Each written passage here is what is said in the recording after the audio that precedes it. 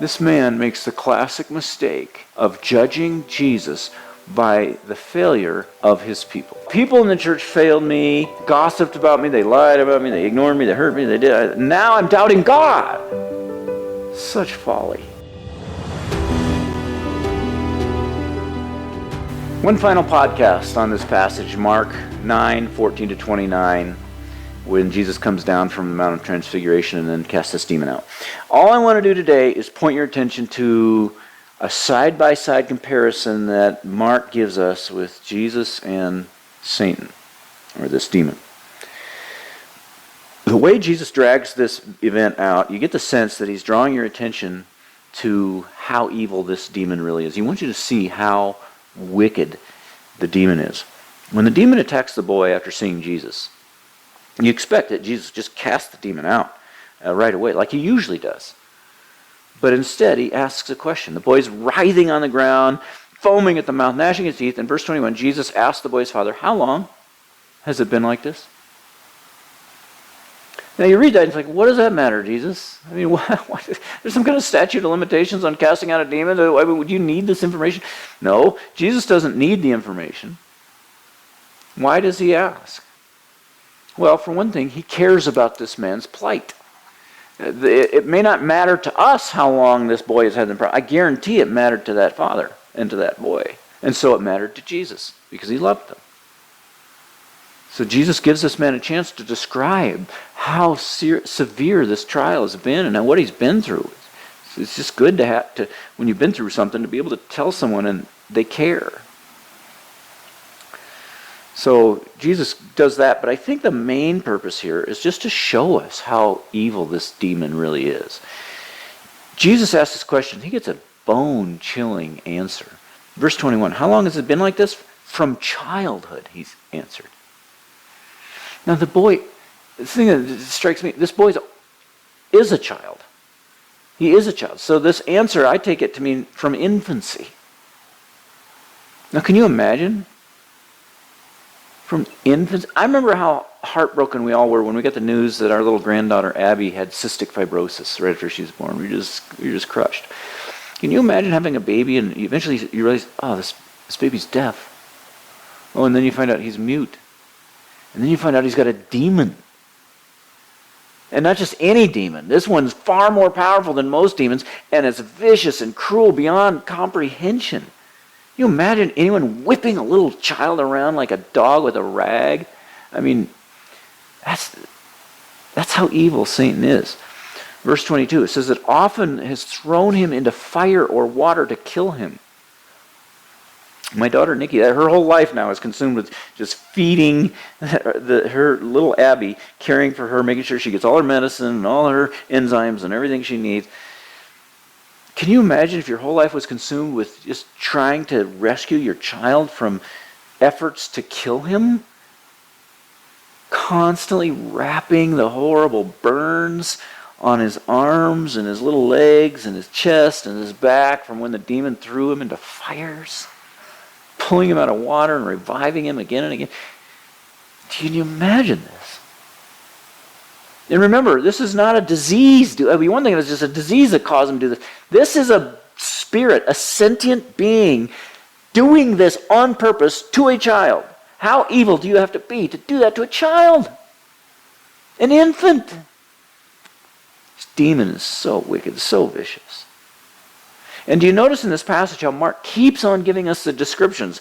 I mean, 3 different times. Verse 18, whenever it seizes him, it throws him to the ground. He foams at the mouth, gnashes his teeth, becomes rigid. Verse 20, when the spirit saw Jesus, it immediately threw the boy into a convulsion. He fell to the ground and rolled around, foaming at the mouth. Verse 26, the spirit shrieked, convulsed him violently, and came out. The boy looked so much like a corpse that he said he's dead. Mark won't let us turn our face away from the evil that this demon is doing. He wants us to see how evil is. We need to see it because you and I are constantly tempted to give ourselves over to the will of beings like this, if you can imagine. We're tempted to give ourselves over to the will of this kind of being. Whenever we're tempted to sin, we need to think of passages like this and realize who it is who's whispering in our ear. You got to understand, Satan hates you. He hates you. He is a roaring lion with one goal in mind, devouring you. He would love to do to you the same thing he did to this kid. He is a mad dog, and every time he offers you some pleasure, some satisfaction, every time he offers you safety, if you tell this lie, then you'll be safe. Every time he offers you satisfaction, if you hold this grudge, you'll feel good, or you engage in that immorality, or you get that revenge. When he does, it's never because he wants you to be happy. No. It's always because he wants to get his teeth deep enough into you so he can start whipping you side to side, and shake you like a dog at the rag doll and slamming your head on it like he does with this little boy. We're never more insane than when we give him a place in our lives. So that's the wickedness of Satan. Now let's contrast that with Jesus. The man uses a dramatic word when he asks Jesus for help. He says, if you can help us, if you can do anything, take pity on us and help us. That word help I mentioned before. It means to run to someone's aid and rescue them. It has an urgent feel to it. And he asked Jesus to act out of pity. The idea that Jesus would empathize and feel the misery of this man. He's saying, feel it. That's what he's saying. Take pity. And then act out of that feeling. That's what he asked for, and that's what he gets. That's what he gets. Jesus does take pity on him, and he does run to help him. Verse 25, when Jesus saw the crowd was running to the scene, he rebuked this evil spirit. You deaf and mute spirit, he said, I command you, come out of him and never enter him again.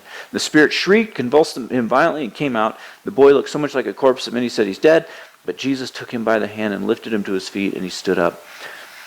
The terminology there in that last verse is all this lingo of resurrection. So much so that some commentators believe that this boy actually died and Jesus raised him from dead because it's all these resurrection terms. I don't buy that. I don't think if he was dead, he would have just said, it wouldn't say he looked like he was dead, it'd say he was dead. But I do think there's a purpose behind using all that language. It's to make the point that it was a full restoration, a full total healing. I'm convinced this boy was completely delivered. The demon was gone. The deafness, the muteness, the brain damage, the injuries, everything just fully restored. Might as well have been a resurrection because I think Jesus gave this kid a whole new life.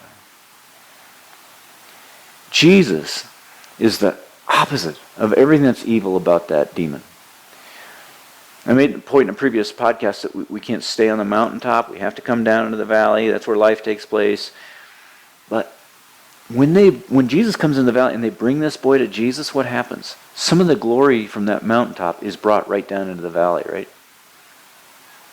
Bringing a problem to Jesus in prayer or bringing someone to Jesus has the effect of reaching forward into eternal glory and taking some of that glory and bringing it right into the presence of our fallen, broken darkness in this life.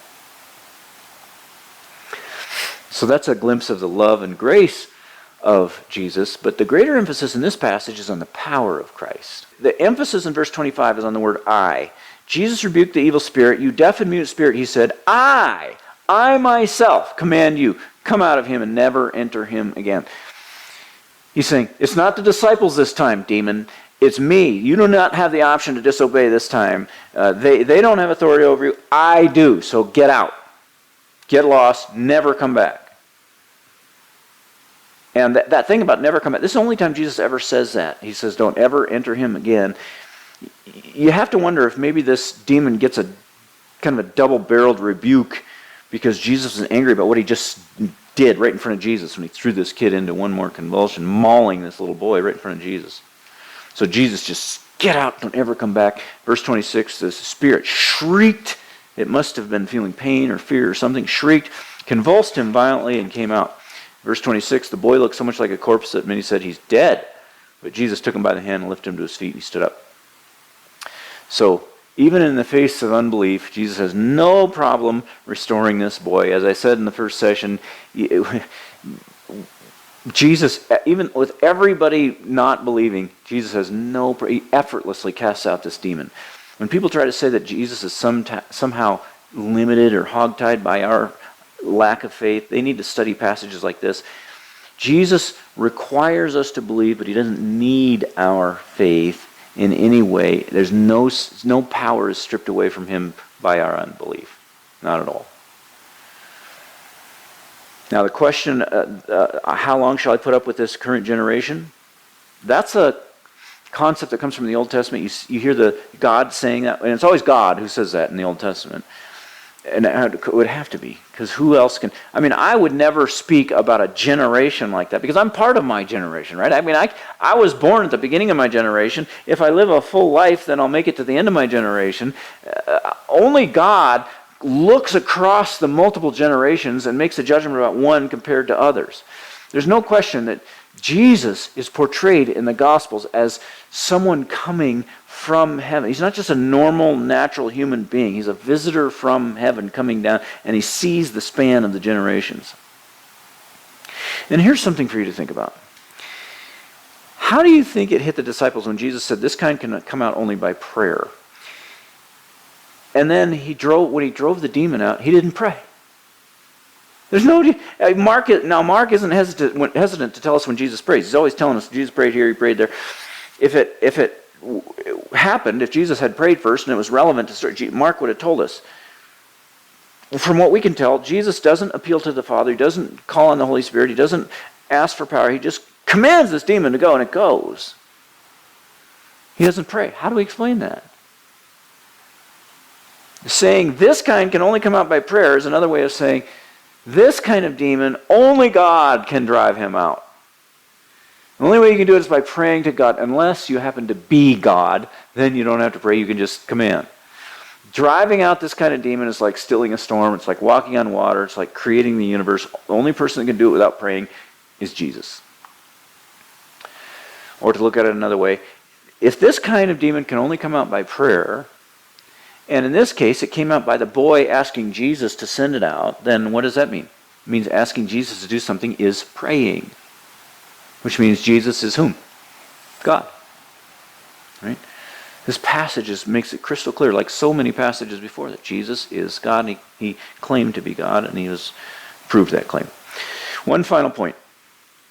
If Jesus had this much power, and had proved that power so many times, why does this man doubt his ability? Why does he suddenly doubt it? Why doesn't he just ask Jesus, help me? Why does he throw in that, if you can, help me? Well, it's because of what just happened, right? Like I said before, all 9 of the disciples were there, and they had this. They could cast out any demon, but they couldn't cast this one out. That never happened. They never failed. The disciples, they had raised the dead, they had healed the sick, they had done all this stuff. They had never met a demon they didn't drive out, and yet every one of them fails to drive this one out. What does that tell this man? It tells him this is an impossible situation.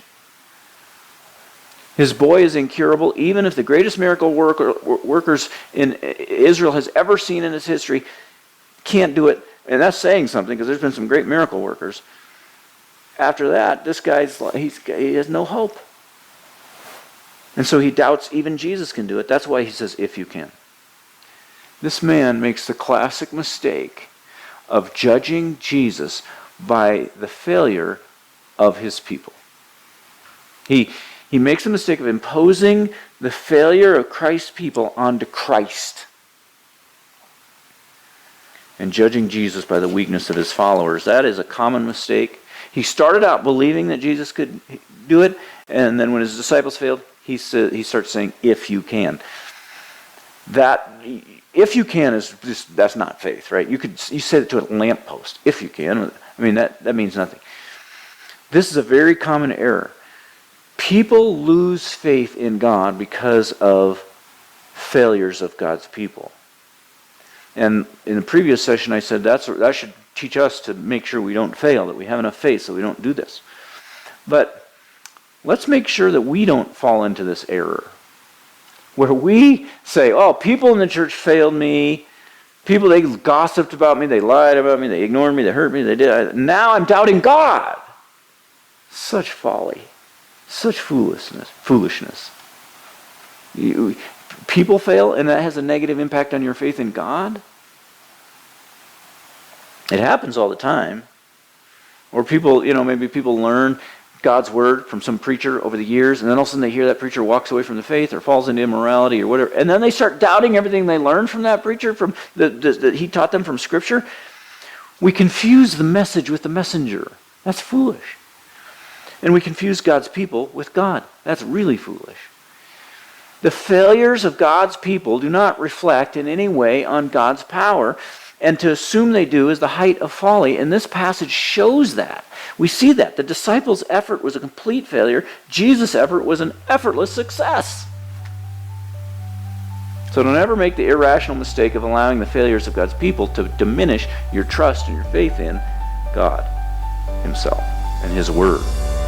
Thank you for listening. If you found today's episode edifying, why not share it with a friend? A simple post on social media can change a person's day.